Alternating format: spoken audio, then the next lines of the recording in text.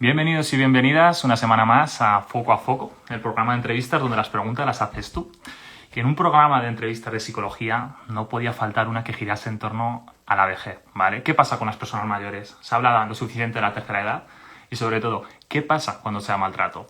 Aprovechando que el próximo 15 de junio se celebra el Día Mundial de Toma de Conciencia sobre el abuso y el maltrato en la vejez, vamos a poner el foco de atención sobre esta problemática y para ello contamos con una invitada de lujo como es Cristina Dumitrache, que es doctora en psicología, máster en gerontología social y miembro del grupo de investigación en gerontología social de la Universidad de Granada, pues donde investiga sobre calidad de vida y bienestar en la vejez y sobre el desarrollo socioemocional a lo largo del ciclo vital.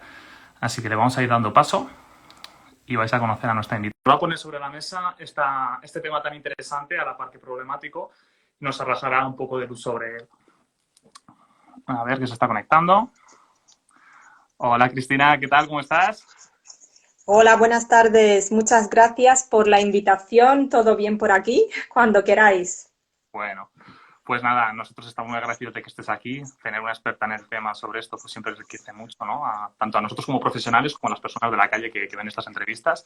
Entonces, si te parece, Cristina, vamos a empezar hablando brevemente del envejecimiento en general.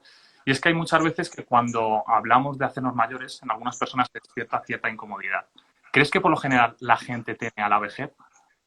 Sí, sí, Javier, tememos a la vejez en general en la sociedad porque hay muchos estereotipos relacionados al envejecimiento, estereotipos negativos. Nos pensamos en la vejez como una etapa que únicamente supone pérdidas, pérdidas a nivel físico, nos ponemos mayores y empieza a fallar la salud, pérdidas a nivel social de roles, una vez que nos jubilamos, por supuesto, pérdida de seres queridos y quizás la pérdida más importante que es nuestra propia muerte, ¿verdad?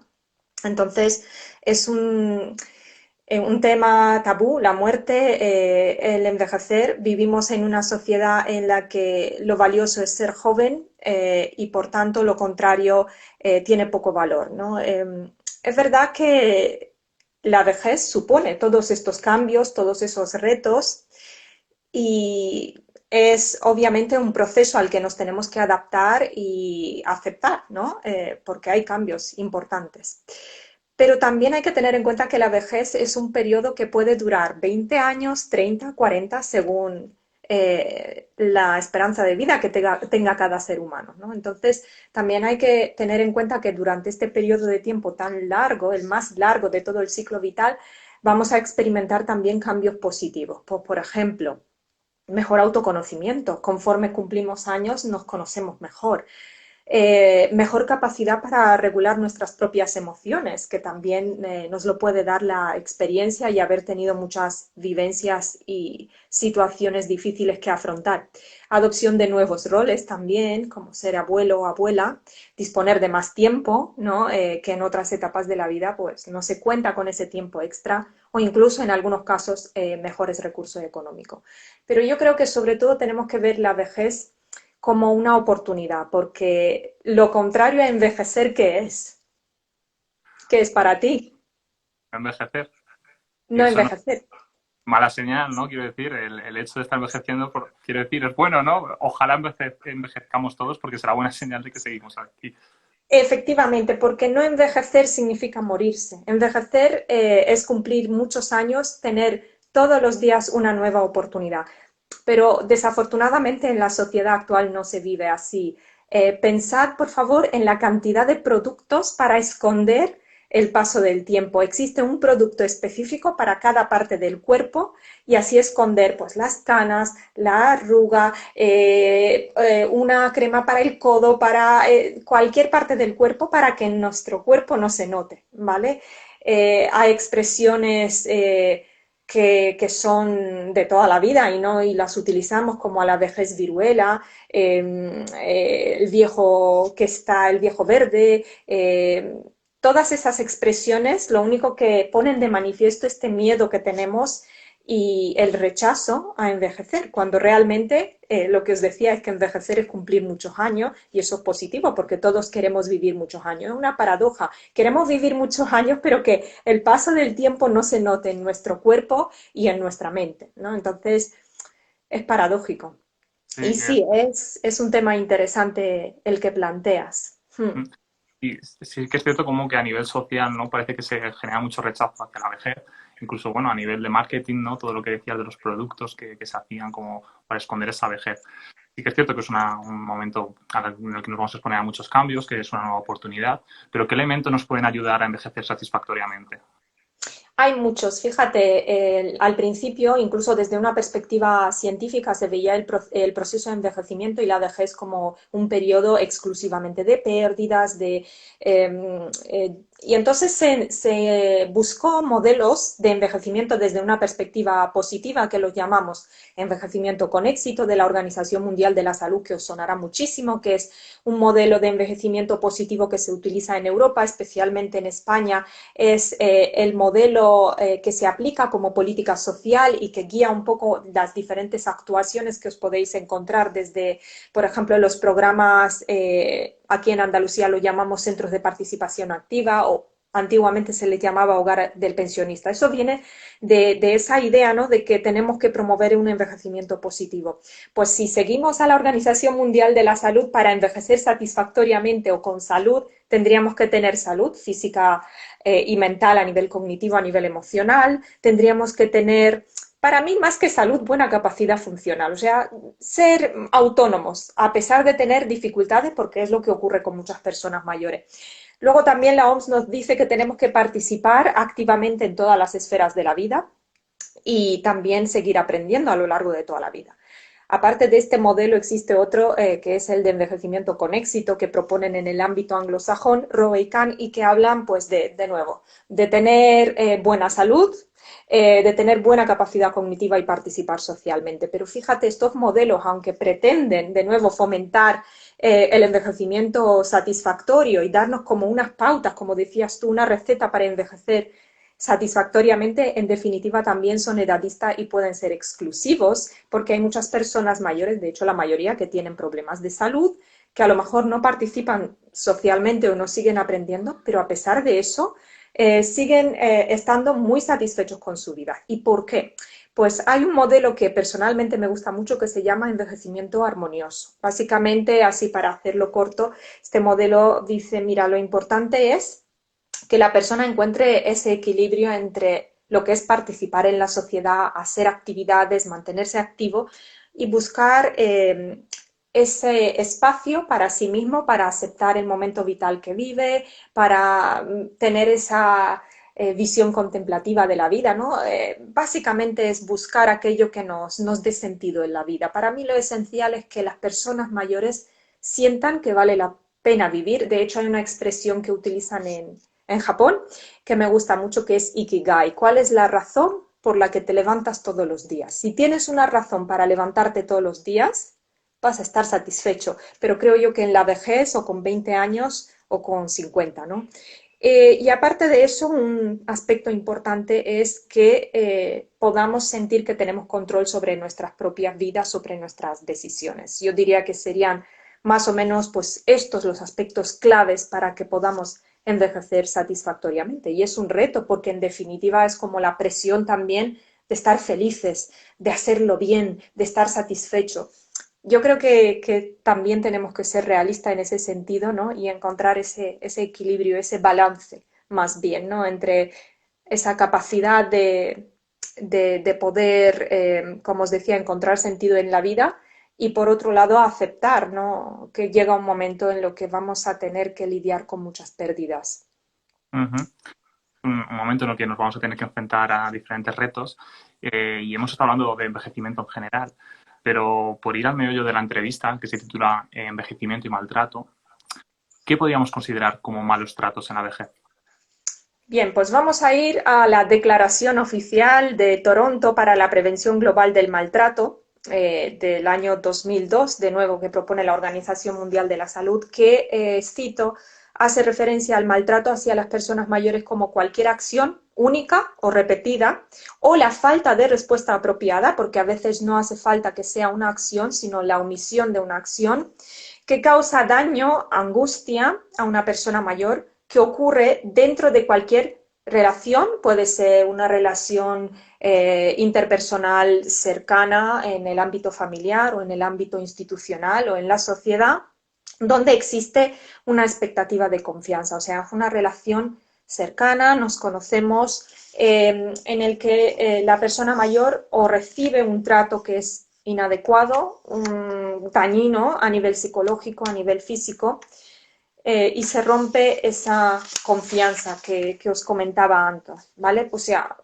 puede ocurrir en todos los ámbitos, a nivel familiar, como decíamos, institucional, pero también a nivel social. Incluso aspectos como el edadismo podría considerarse una forma de maltrato a nivel social, ¿no? Fíjate que el tema de los malos tratos en las personas mayores no es un campo que se haya estudiado muchísimo. La mayoría de los estudios sobre malos tratos se centraban en el maltrato infantil y posteriormente en la violencia de género, pero ya estamos empezando también a hablar de maltrato a las personas mayores. Y que qué importante, ¿no? Es empezar a hablar ya de este tipo de maltrato, porque si existe, quiero decir, hay que ponerlo sobre la mesa y empezar a investigar sobre ello.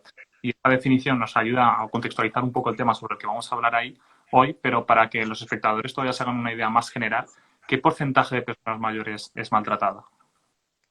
Es difícil darte un dato y que te pueda decir 100% es así, porque ocurre un fenómeno que es el fenómeno de la punta del iceberg, donde nosotros los datos que tenemos, que ahora te voy a indicar exactamente el porcentaje de malos tratos en las personas mayores, pero siempre se espera que va a ser mucho mayor por todos los casos que no se han detectado o no se han denunciado.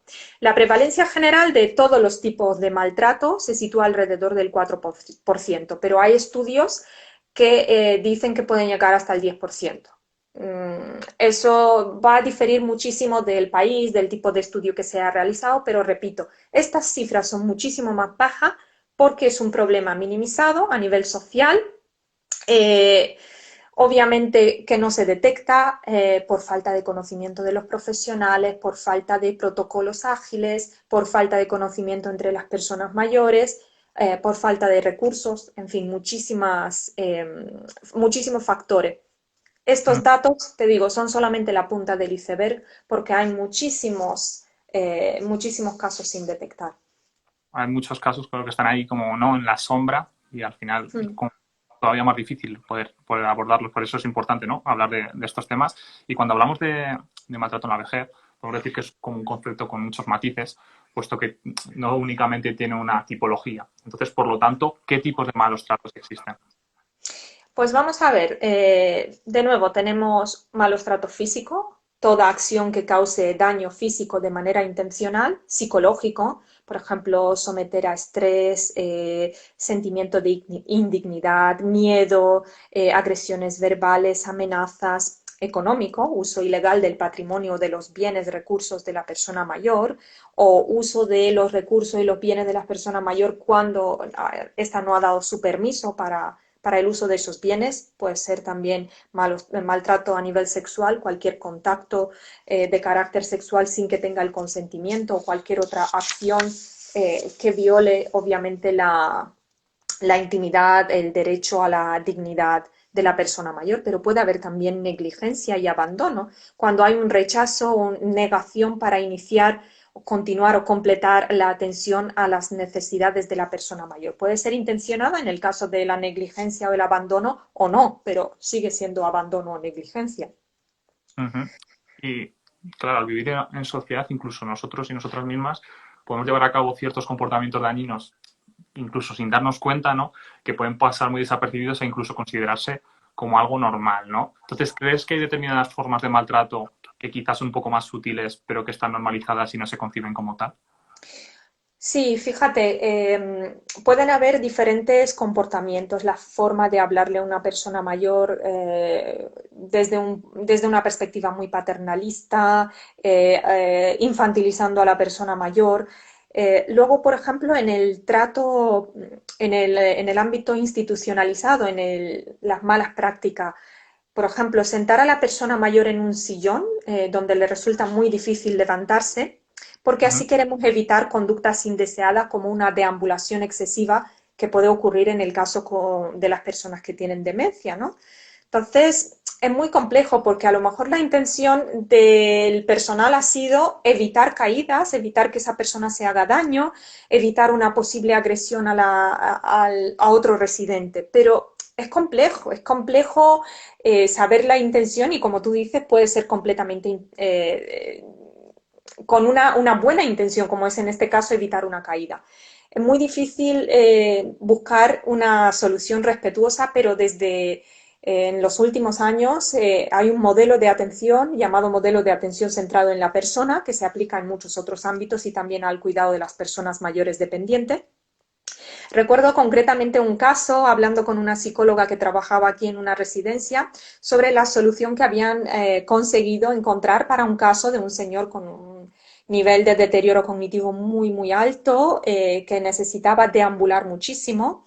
Voy a hacer un pequeño paréntesis, cuando una persona con demencia necesita deambular es porque te está intentando comunicar algo, pasa algo, ¿vale? Hay una necesidad que no está cubierta. Entonces, como ellos se dieron cuenta que tenía muchísima necesidad de deambular y tenía un riesgo de caída tremendo, llegaron a la conclusión que poniéndole un casco para que así no se hiciera daño en la cabeza y protegerle, era mejor solución que ponerle en un sillón de ese estilo, en el que no se muy reclinado, en el que la persona mayor no podía levantarse fácilmente, porque así le estaban proporcionando un buen trato, a lo que tenemos que aspirar, no a un trato negligente, ¿vale? Otros ejemplos podrían ser usar la misma esponja o peine con varios residentes. Ese cuidado exquisito que tenemos que tener, ¿vale? Y por ir afinando un poco más la entrevista y centrarnos en los principales elementos de las relaciones de malos tratos, por un lado las víctimas y por otro lado las personas que ejercen estos malos tratos, la primera pregunta que nos han enviado al respecto es si hay un perfil de víctima.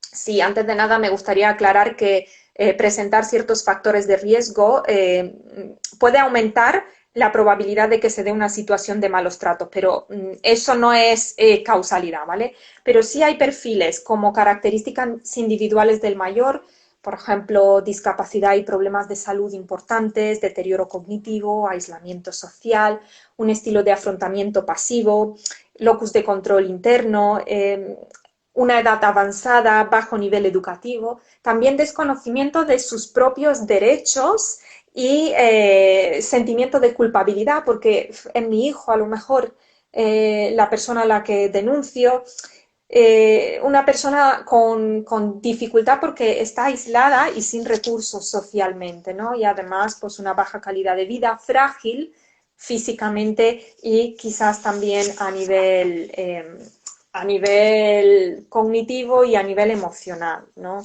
sea, en ese sentido, pero siempre las características de la víctima, de la persona que recibe los malos tratos, interactúan de manera compleja con muchos otros factores como eh, características de la persona que proporciona los malos tratos y aparte factores situacionales, factores sociales que también tenemos que tener en cuenta. Uh-huh. Y bueno, ahora lo estás mencionando, la persona que ejerce los malos tratos. ¿Podríamos decir que también hay un perfil? Por supuesto, también. Mira, lo que suele pasar habitualmente es que hay problemas de conducta, quizás han sido víctimas de malos tratos en otros momentos de su vida. Sabéis que hay una transmisión intergeneracional de la violencia, patrones de conducta inadecuado, pobres habilidades de autorregulación emocional, sobre todo cuando se encuentran en situaciones estresantes para manejar la ira, la frustración. Yo diría que incluso algo de déficit de habilidades sociales unido a muchos otros factores como por ejemplo abuso de alcohol, dependencia económica de la persona mayor, convivencia, psicopatología con sobrecarga.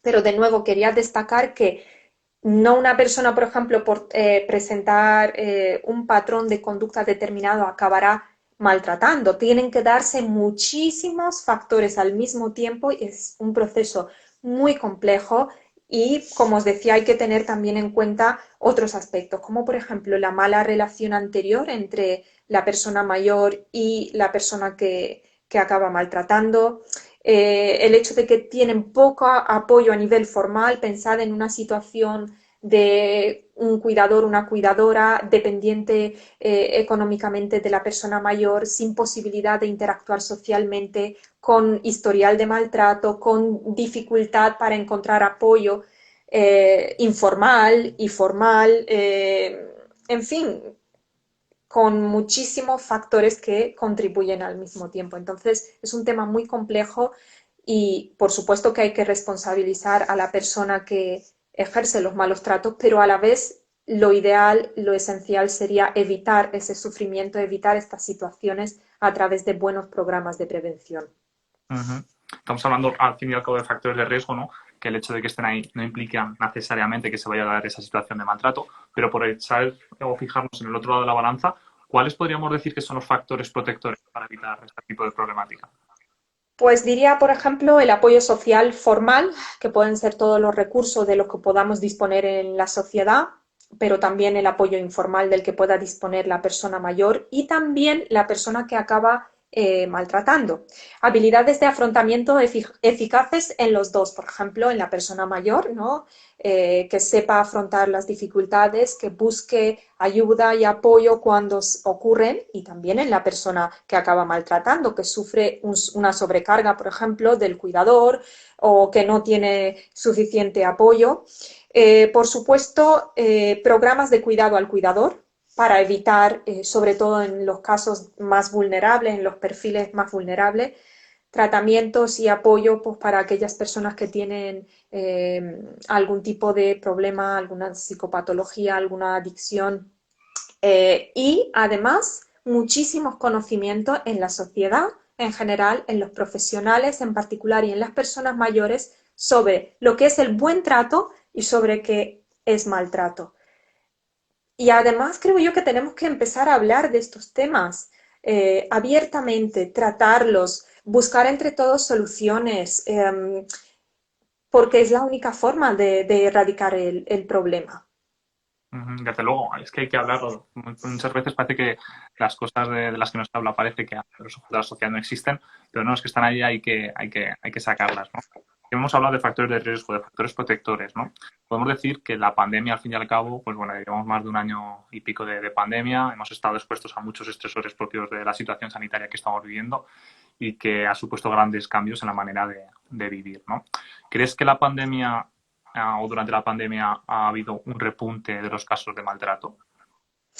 Sí, clarísimamente, aunque no vamos a tener datos hasta dentro de unos años, porque todavía estamos en medio de la pandemia y hasta que no acabe no vamos a ver todos los efectos en todos los niveles. Es muy probable porque debido al confinamiento, por la mayor presión que hayan sufrido las personas que cuidan o las que acaban ejerciendo los malos tratos, por esa falta de control social que pueda haber, falta de acceso a los recursos para las personas mayores, han acentuado los problemas, los han agrandado y como en todos los aspectos, no solamente en los malos tratos a las personas mayores, en la violencia de género, en problemas de acceso a cualquier recurso, en cualquier dificultad, en cualquier enfermedad y en cualquier situación. Creo que la pandemia como que ha dejado en stand-by muchos aspectos que eran urgentes, que son urgentes y que necesitaban una respuesta clara, firme,